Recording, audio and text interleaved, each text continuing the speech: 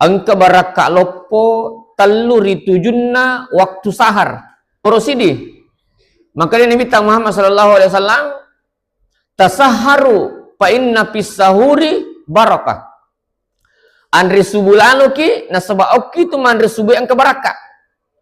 Angka anggota pole ni matarawe lisu ni mandri basso mi pansi nasa ni mandri subu boleh nah. Tanya mandri subu ro mandri tanggapan ni mi.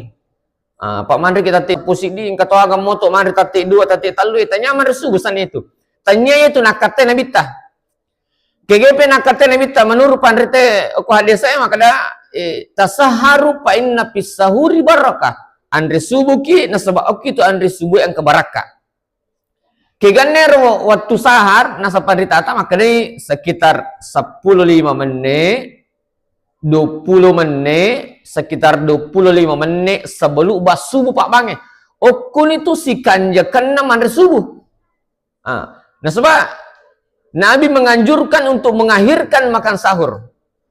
Sehingga subuh kedua mika lo macara mako Nurul Huda yolona Pertamina tanduk tedong ya sekitar tatek talu mandri nak apa setengah na pak jok kena maka yang gote dia tu beta mandri subuh tas mandri tanggapan ni memang dia unia kangi mandri subuh mandri bawa mak okko pimatu yolona Masjid An-Nur Lancirang opalepan ni otoku mandri nak karo masjid di minun nak rinung unia kan ni maka epang mandri subuh na ye.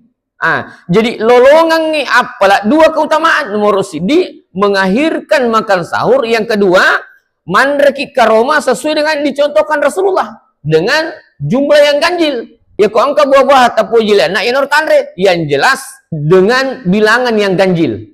Sidi, telu, 5, 7 dan seterusnya.